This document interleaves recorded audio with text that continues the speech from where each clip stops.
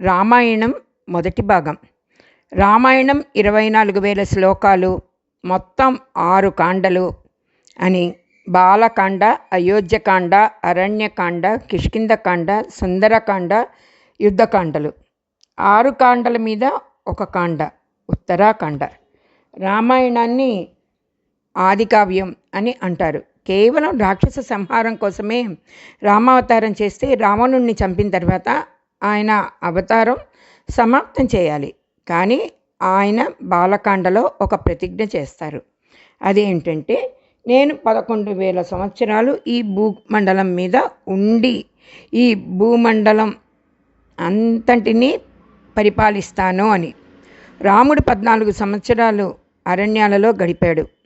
భగవంతుడు కనుక అని మాత్రం అనకండి. రాముడు తన తండ్రిని చాలా గౌరవించాడు. భగవంతుడు కనుక అనకండి. రాముడు నిరంతరం ధర్మాన్ని పాటించాడు. భగవంతుడు కనుక. రాముడు తన జీవితంలో ఒక భార్యతోనే ఉన్నాడు. భగవంతుడు కనుక. ఇలా అనుకుంటే రామాయణం యొక్క ప్రయోజనం ఏమీ ఉండదు. రామాయణంలో రాముడు ఒక భగవానుడిలాగా కాకుండా ఒక మనిషిలాగా బతికి చూపించాడు. భగవంతుడిలాగా బతికి చూపించలేదు. మనం ఎలా బతకాలో చూపించాడు. అందుకే రామాయణం ఎంతకాలం ఉంటుందో, ఎంతకాలం చెప్పుకుంటామో, ఎంతకాలం చదువుతామో, ఎంతకాలం రామాయణం మీద విశ్వాసం ఉంటుందో అంతకాలం మానవత్వం ఉంటుంది. మానవత్వం లేనప్పుడు మనిషిగా పుట్టి ప్రయోజనం లేదండి. తల్లిదండ్రుల దగ్గర, సోదరుల దగ్గర, గురువుల దగ్గర, భార్య దగ్గర ఎలా ఉండాలో, ఒక మాటకు కట్టుబడి ఎలా ఉండాలో రాముడు చేసి చూపించాడు మనకి. ఆయన్ని చూసి మనం నేర్చుకోవాలి. రామాయణాన్ని చదివి మనం అర్థం చేసుకోవాలి. ఎక్కడన్నా రామాయణం గురించి మాట్లాడుతుంటే స్వామి హనుమ తప్పకుండా వచ్చి వింటారు. రామ అంటే లోకులందరికీ రమింపచేసే నామం. రావణాసురుడు బ్రహ్మదేవుడి దగ్గర తపస్సు చేసి అతను అత్యంత ఉన్నతమైన వరాలు కోరుకున్నాడు. ఏంటి అంటేనో, ఎవరి వల్ల తనకి చావు రాకూడదు. ఈ సృష్టిలో పుట్టిన ఏ జీవి వల్ల, ఒక్క నరుడు వానరుడు తప్ప. రావణుడి దృష్టిలో మనుషులకు ఉన్న స్థానం అది.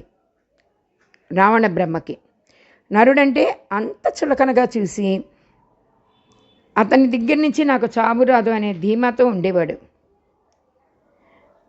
ఆ రోజుల్లో అలా చులకనగా చూసినా కూడా భగవానుడైన శ్రీరామచంద్రుడు నరుడిగా పుట్టి, మనిషిగా పుట్టిన ప్రతి ఒక్కరూ రామనామం చెప్పాలి. రాముడు రావణాసురుణ్ణి సంహరించాడు. రాముని యొక్క ఆయనం నడత కనుక దీనికి రామాయణమని వాల్మీకి మహర్షి పేరు పెట్టుకున్నారు. అసలు వాల్మీకి మహర్షి గురించి మనం స్కాంద పురాణంలో సనత్ కుమారుడు వ్యాస మహర్షికి ఇలా వివరిస్తాడనమాట. సుమతి, కౌశిక అనే బ్రాహ్మణ దంపతులకు ఒక కుమారుడు పుడతాడు. ఆయన పేరే అగ్నిశర్మ. ఆ అగ్నిశర్మకి చదువు, ఆ రోజుల్లో చదువు అంటే వేదాలండి. వేదాలు మొదలైనవి సరిగ్గా అబ్బలేదు. ఆ రాజ్యంలో క్షామం వచ్చింది, కరువు వచ్చింది. ఎవ్వరూ కూడాను ఎవరికి దాన ధర్మాలు చేయటం లేదు. కాబట్టి అగ్నిశర్మ తన భార్య, పిల్లలు, తల్లిదండ్రులతో అరణ్యానికి వెళ్ళిపోయాడు. అక్కడ కందమూలాలు అవి తినేసి ఏవో దొరికినవి తిని బతుకుదామనే ఉద్దేశంతో అలా వెళ్ళిపోయాక అక్కడ ఉండే దొంగలతో స్నేహం ఏర్పడింది. ఈ రామాయణంలో స్నేహానికి కూడా ప్రాముఖ్యత ఉందండి. అక్కడ దొంగతనాలు చేయటం ప్రారంభించాడు. చివరికి ఆ దారిన వెళ్తున్న బాటసారులనే కాకుండా కొంతమంది మహర్షులను ఆపి వాళ్ళ దగ్గర ఉన్నది ఇవ్వమని, లేకపోతే చంపేస్తామని బెదిరించేవాడు అన్నమాట. అలా వెళ్తున్నప్పుడు ఒకసారి ఆ మహర్షుల్లో అత్రి మహర్షి ఉన్నారు. ఆ అత్రి మహర్షి ఈ అగ్నిశర్మని అడుగుతాడు, నాయన నువ్వు దొంగతనాలు ఎందుకు చేస్తున్నావు అని అగ్నిశర్మని అడుగుతాడు. నన్ను నమ్ముకున్న నా భార్యని, నా తల్లిదండ్రుల్ని పోషించుకోవటానికి అని చెప్పాడు అగ్నిశర్మ. అలా అయితే నువ్వు ఇప్పటిదాకా చేసిన ఈ దొంగతనాల వల్ల నీకు కలిగిన పాపాన్ని నీ కుటుంబ సభ్యులు ఎవరన్నా పంచుకుంటారేమో అడిగిరా అని అత్రి మహర్షి అన్నాడు. మమ్మల్ని పోషించడం నీ కర్తవ్యం, కాబట్టి నువ్వు మమ్మల్ని పోషించాలి. నువ్వు తెచ్చావు, మేము తిన్నాం, అనుభవిస్తున్నాం, అంతవరకే అన్నారు వాళ్ళందరూ కూడాను. ఎవరు కూడా ఈయన పాపాన్ని పంచుకోవటానికి సిద్ధపడలేదు. అగ్నిశర్మకి చాలా బాధ కలిగింది. మళ్ళీ ఆ ఋషుల దగ్గరికి వచ్చి నా పాపాలను పోగొట్టుకునే మార్గం చెప్పండి అని అడిగాడు. అత్రి మహర్షి ధ్యానం చేయనాయన అని చెప్పి వెళ్ళిపోతారు. 13 సంవత్సరాల తర్వాత మళ్ళా అత్రి మహర్షి ఆ దారి గుండా వస్తుంటేను అక్కడ ఒక అగ్నిశర్మ మీద పుట్టలు పెరిగిపోయినాయి. అంటే ఈయన నిజంగానే ధ్యానం అంత ఖచ్చితంగా ధ్యాన ముద్రలో ఉండిపోయాడు. వల్మీకం అంటే పుట్టలు. ఆ వల్మీకంలో ఉన్న కట్టినా తెలియని స్థితిలో ఉన్నాడు కాబట్టి అత్రి మహర్షి అగ్నిశర్మని వాల్మీకి అని పిలిచి బయటికి రమ్మన్నారు. ఇది ఆయనకి పౌరుషనామం అయింది.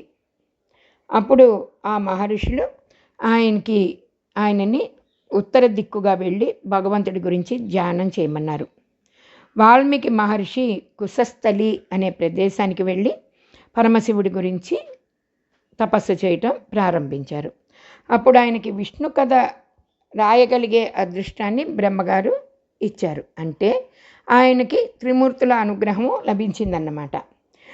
వాల్మీకి మహర్షి రామాయణంలో రాసిన మొదటి శ్లోకం అర్థం ఏంటంటే, తపస్వి ముని గొప్ప వాగ్విద్వాంసుడు అయిన నారద మహర్షి పరిప్రశ్న చేయడానికి తపస్వి అయిన వాల్మీకి మహర్షి సిద్ధపడుతున్నారు అని.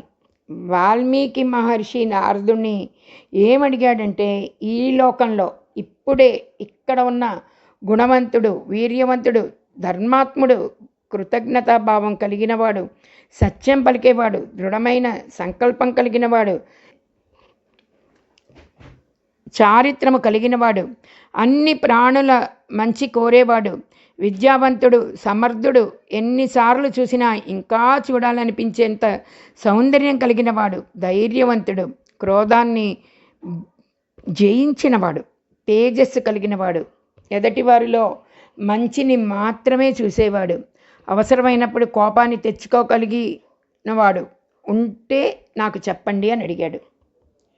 నువ్వు చెప్పిన గుణాలన్నీ ఒక మనిషిలో ఉండటం చాలా కష్టం, కానీ ఒక్కడున్నాడు, నీవు ఇప్పుడు అతని గురించి నీకు చెప్తాను వినండి అని నారద మహర్షి ఇలా చెప్పారు. ఇక్ష్వాకు వంశంలో రాముడు అనే పేరు గల ఒక వ్యక్తి జన్మించాడు.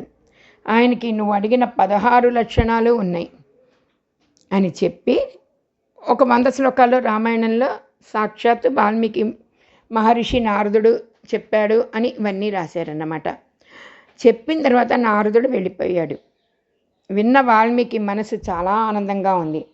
ఆ రోజు మధ్యాహ్నం సంధ్యా సమయంలో సంధ్యావందనం చేయటానికి తమసా నది తీరానికి భారద్వాజుడు అనే తన శిష్యులతోటి వెళ్ళారు. అదే సమయంలో ఒక చెట్టు మీద సంభోగం చేసుకుంటున్న 2 క్రౌంచ పక్షుల్ని చూశారు. అప్పుడు అక్కడికి వచ్చిన ఒక బోయవాడు పాప నిశ్చయుడై మిథున లక్షణంలో ఉన్న ఆ మగ క్రౌంచ పక్షి గుండెల్లో బాణం పెట్టి కొట్టాడు. కింద పడిన ఆ మగపక్షి చుట్టూతా ఆడపక్షి ఏడుస్తూ తిరుగుతోంది.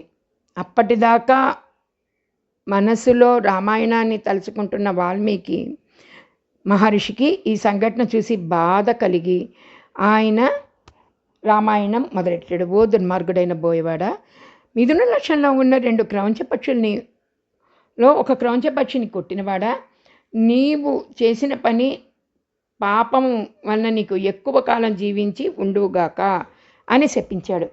ఆయన స్నానము ముగించి ఆశ్రమానికి బయలుదేరాడు. కానీ ఆయన నోట్లో ఈ మాటలు తిరుగుతూనే ఉన్నాయి. మనసులో ఆ క్రౌంచ పక్షులే కనిపిస్తున్నాయి. అలా ఆయన శిష్యులతో కూడి ఆ మాటల్ని ధారణ చేస్తూ అలా శ్లోకాలు రాశారు. ఇంతలో చతుర్ముఖ బ్రహ్మగారు అక్కడ ప్రత్యక్షమై వాల్మీకి మహర్షి బ్రహ్మగారిని ఆశ్రమంలోకి తీసుకెళ్ళి కూర్చోబెట్టారు. బ్రహ్మగారు అన్నారు, ఓ బ్రాహ్మణుడా, నీ నోటి వెంట వచ్చిన ఆ శ్లోకమే రామాయణం కదా. నిషాద అంటే బోయవాడు అని అర్థం అని చెప్పాడు. బ్రహ్మగారు ఇచ్చిన వరముల చేత అహంకారము పొంది కామమే జీవితంగా జీవిస్తున్న రాక్షసుల జంట అయిన రావణ మండోదరులలో రావణుడు అనే క్రౌంచ పక్షిని నీ బాణంతో కొట్టి చంపిన ఓ రామా, నీకు మంగళం జరుగుగాక అని ఆ శ్లోకంతో మొదలెట్టాడు వాల్మీకి మహర్షి. బ్రహ్మగారు అన్నారు, నా శక్తి అయిన సరస్వతి అనుగ్రహం చేత నీవు ఈరోజు రామాయణాన్ని పలికావు నాయన.